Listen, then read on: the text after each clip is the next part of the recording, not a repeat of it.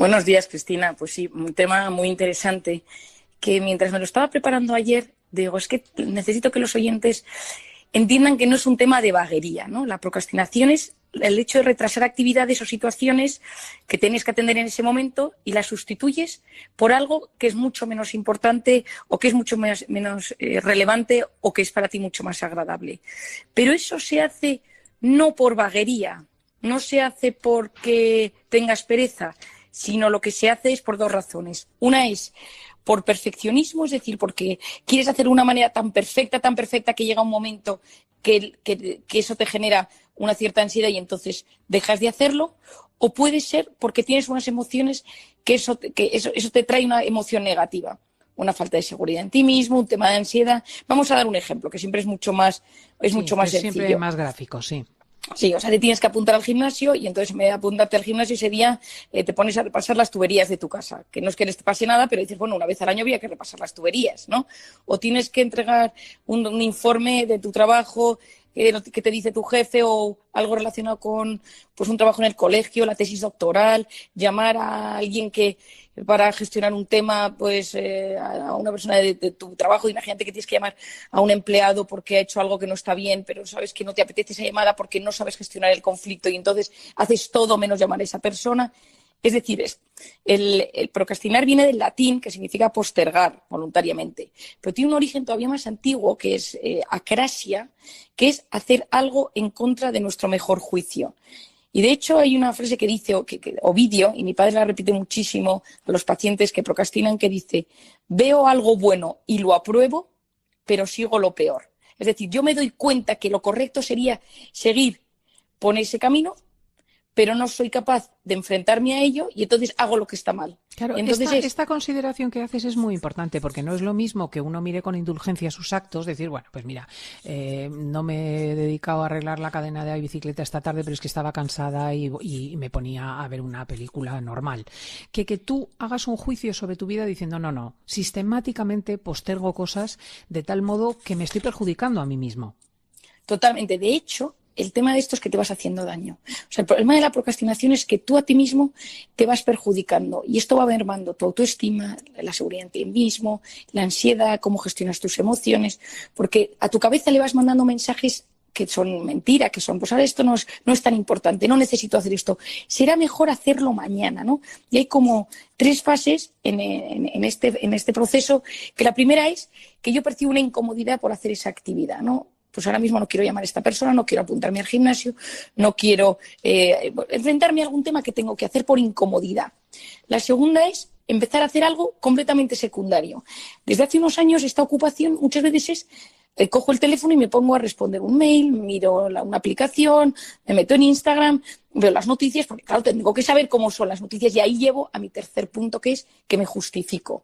Y justifico que era importante, que era contestar a este WhatsApp, que lo otro era terciario, pero yo me voy engañando a mí mismo. Es decir, yo voy haciéndome daño porque me engaño y voy metiéndome en una rueda negativa, porque me paso todo el día aplazando asuntos pendientes. Yo a la gente le digo, y luego hay temas mucho más graves. Por ejemplo, yo pienso en algún caso que tengo en la consulta de alguien que sabe que tiene que tener una conversación con un hijo o con su marido, con su mujer, de algún tema delicado, pues la relación se ha enfriado. Creo que mi hijo últimamente se ha metido en las drogas. Y esas conversaciones tan incómodas, donde te tienes que enfrentar a tus peores temores y las vas sustituyendo por, pues voy a hacer la compra, que no es que no sea importante, pero tú sabes perfectamente que lo otro es un tema importantísimo, pero que emocionalmente no te apetece. Y entonces tu cerebro va buscando excusas para no tomar decisiones. Y esa falta de tomar decisiones, al final eso se hace bola. Tiene un coste muy elevado y luego pues retrasos inevitables, pues incluso falta de productividad en el trabajo, las relaciones se enquistan. Esto, por ejemplo, una de las cosas es cuando uno tiene que actuar con respecto a las relaciones humanas. Bien sea hablar con alguien de tu trabajo que sabes que lo tienes que despedir, con tu marido, tu mujer, que sabes que tienes que tener esa conversación tan incómoda, con tu padre que le tienes que decir algo, con tu hijo que le tienes... Y entonces, como la emoción que eso genera es tan negativa en ti, lo pospones por otra cosa. Entonces no es pereza, que es una de las cosas que yo quiero que los oyentes tengan claro. No es un tema de que soy perezoso, sino que mi problema es que no sé gestionar la emoción que va asociada a esa acción que tengo que hacer. ¿Y en qué medida esto es un problema de todas las personas o responde a lo mejor a una patología o a una identidad determinada?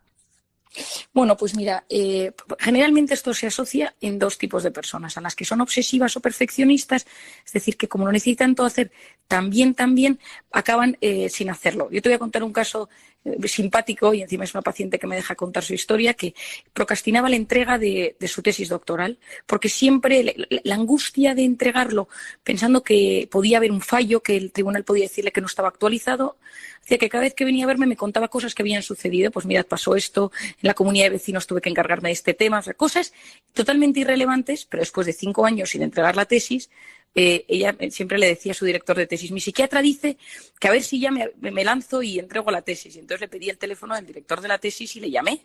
Y entonces le dije, mira, vente a la consulta. Y yo le pedí a la propia paciente su tesis, la metí en un pendrive, la fui yo a encuadernar y entonces le hice sobrellevar esa escena con el director de tesis, con su tesis en mano, porque ella no era capaz de gestionar el momento de entregarlo por una gran inseguridad que ella tenía en sí misma y que no era capaz de superar. Es decir, esto es un tipo, los perfeccionistas. Y los segundos Fíjate, son los perfeccionistas, que uno pudiera decir, estas personas son irresponsables, son laxas, y al contrario, a lo mejor son unas cachoneuróticas que lo que buscan, claro, es la perfección y lo mejor entonces está reñido con pospones, lo claro. bueno. Claro, a lo mejor está reñido con lo bueno. Es cierto que hay una parte de los perfeccionistas que ejecutan con mucha eficiencia, pero hay una parte del perfeccionista que queda en los detalles y entonces pierde mucho tiempo al final en llevar las cosas a cabo, porque nada nunca está a la altura de lo ¿Y el que otro quiere. Y perfil cuál entonces sería? y el otro perfil sería la personalidad insegura, la personalidad miedosa, la persona ansiosa, es decir, que no eres capaz de enfrentarte a tus miedos y entonces los evitas. No eres capaz de enfrentarte a esa conversación incómoda, a verte en el gimnasio que tienes que ir todos los días porque te ves gorda y entonces no vas a ser capaz de ir todos los días, a esa dieta que tienes que empezar y no la empiezas. Y eso, mucha gente piensa que es un tema de pereza y muchas veces es un tema de miedo de gestión. Mm. Y como tú siempre me preguntas, Cristina, cómo gestionarlo y Eso cómo te iba a aprender a decir, nos quedan gestionarlo, 3 minutos, vamos a ver qué hacemos para dejar de procrastinar. lo primero es que, como yo siempre te digo, cuando uno se comprende y se entiende y se conoce, es capaz de gestionarlo mucho mejor. Entonces, decir, después de escuchar a Marian, me pasa esto, ¿en qué ocasiones? ¿Cuál es mi lista de to-dos, de esas cosas gordas que tengo que hacer en esta vida? Gestionar el patrimonio de un tío segundo, Mm. no sé, esas cosas que uno tal. Hacer esa lista y decir, ¿por qué no lo hago? Es decir, hacer mi pequeño diagnóstico. Lo segundo, dividir ese trabajo que se nos está haciendo bola no en una cosa gorda, sino en pequeños temas. Es decir, en vez de decir, tengo que tener esa conversación tan complicada, la dieta, la tesis doctoral, ponerme pequeños objetivos. En vez de la gran meta, pequeños objetivos que me acercan. Así no le tengo tanto miedo, se va disminuyendo el miedo que me genera. Y lo tercero es evitar esas distracciones. Si yo tengo que hacer una cosa que sé que me cuesta, quita el teléfono, quita la nevera, quita la tele, quita esas excusas que te sueles poner para no hacerlo. Quitándote esas distracciones es más fácil que llegue un momento que te tengas que enfrentar a ello y lo hagas de forma eficiente. Pues es que me parece redonda la sección de hoy, cómo evitar el posponer indefinidamente las cosas. Marian, un verdadero honor tenerte en el programa. Marian Rojas, autora de Cómo hacer que te pasen cosas buenas. La procrastinación es un hábito que muchos de nosotros enfrentamos, a menudo malinterpretado como pereza o falta de disciplina. Sin embargo, en el núcleo de la procrastinación yacen emociones complejas y creencias limitantes que nos impiden actuar.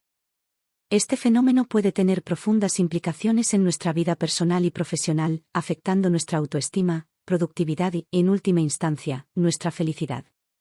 Comprender las causas de la procrastinación es fundamental. No es simplemente un hábito de postergar tareas, es un mecanismo de defensa contra el miedo al fracaso, el temor al juicio de los demás, o incluso el miedo al éxito en algunos casos. Para algunos, la procrastinación es una lucha contra la perfección, donde el deseo de hacer todo perfectamente se convierte en un obstáculo insuperable. Para otros, puede ser un signo de sobrecarga o desmotivación, donde la tarea en sí no se alinea con sus valores o intereses personales. Vencer la procrastinación requiere un enfoque multifacético. En primer lugar, es esencial establecer metas claras y alcanzables.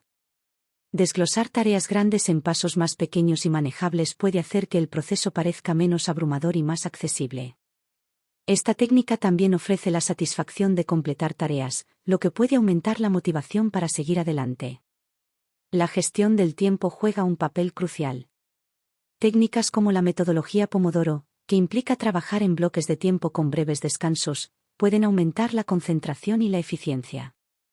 Es vital encontrar un equilibrio que funcione para cada individuo, ya que no existe una solución única para todos. Crear un ambiente propicio para el trabajo es igualmente importante. Un espacio ordenado y libre de distracciones puede mejorar significativamente la concentración y el enfoque.